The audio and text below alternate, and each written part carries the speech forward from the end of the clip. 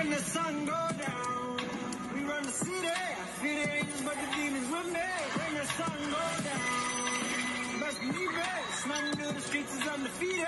When the sun go down, ooh, it get wild, baby, wild, baby, wild, baby. Don't you ever try to move me. You best salute me. It's in the bloodstream. We're feeling like a douche. Compound the lesson, the lies, the deception, the FBI's weapons, the punishment, detention. And I just want to free you from this slave shit. So murder is the case that we're faced with. When the sun go down. All right, Ruthless fans. Now, in this particular video, we're going to be talking about Tally and when exactly did she, I guess you could say, regain her senses? I mean, there are so many things that have me questioning how in the world is Tally more self-aware than Ruth? Given the fact that we found out that Tally was actually an elder, but then was stripped from her ranks due to the screw-ups that happened when they were abducting Callie, and now Ruth is taking her place. Which is very interesting given the fact that, you know, as an elder, you would think, you know, Tally would be more devoted than Ruth to the cult. And Ruth would be aspiring to become the next elder, so to speak, because the highest really did make a point in episode 3 about envy being something that goes on within the actual cult itself, which makes it almost seem like a dog eat dog world kind of thing, which is interesting enough because when you have an organization that is kind of built on pro-black, you know, being anti-white, anti-government, taking back what was taken away from us, and the cult being like a family, to actually thrive on the envy of the others, you would think it would be more camaraderie than envy. I mean, I get the inspiration to aspire to be as great as this person here or something along those lines, but to actually promote the envy of, oh, this person is being risen above the others, I don't think that's a good way for a cult to operate. But then again, I don't really feel like I should judge cults since I've never been part of one, nor do I feel like being in one of them. So just to put that out there. Doesn't answer the question though. Okay, so how did Tally become aware of what happened? Is it like after she became an elder, did she start seeing things in a new light? Because she grew more concerned about, okay, if this stuff is happening to me, what's going to happen to my daughter when she comes of age? So many burning questions here, because we know for a fact that she was not, I guess you could say, a fan of Ruth bringing her daughter into this life.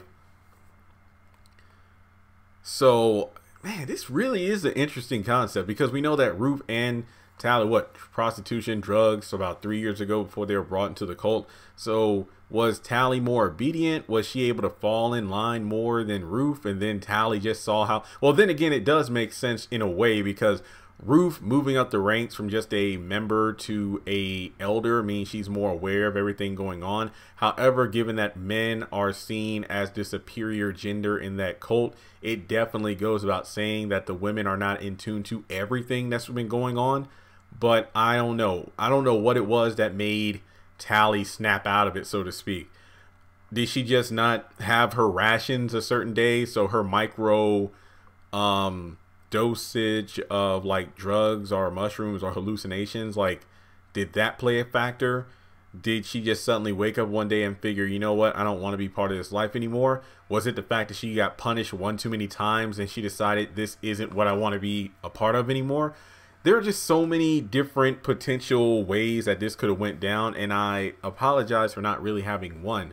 We just know she wants to get her daughter and get the hell out of there, and obviously she does, given the fact that, you know, she made her way to Nancy's house, which there are so many questions. I mean, I gotta think. Me and Chandler, we talked for like 45 minutes a few nights ago trying to come up with a timeline of, okay, how long. Originally, I thought the show was going to end, like this season would be the only season, because theoretically it's called Ruthless, and given the fact that it's supposed to follow the story of Ruth and her time in the cult and then getting her daughter and leaving, it's almost as if the series would pick up where it left off, well, from the episode of the old where Callie is abducted, and then it would end with Ruth being killed, and then we know that Barry identified her body at the morgue in the police station, and we know what happened to Tally. So it's like, would the show take place with over the span of like not even a full 24 hours?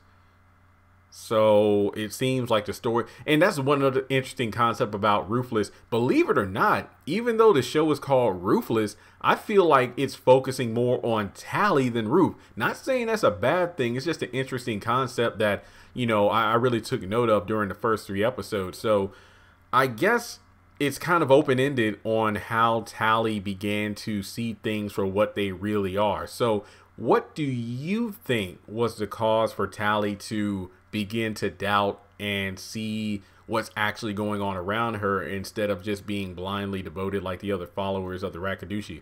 But make sure you give this video a thumbs up. Let's try to go for 60 likes on this video.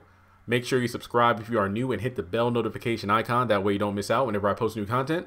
And with that being said, I'll catch you all in the next video.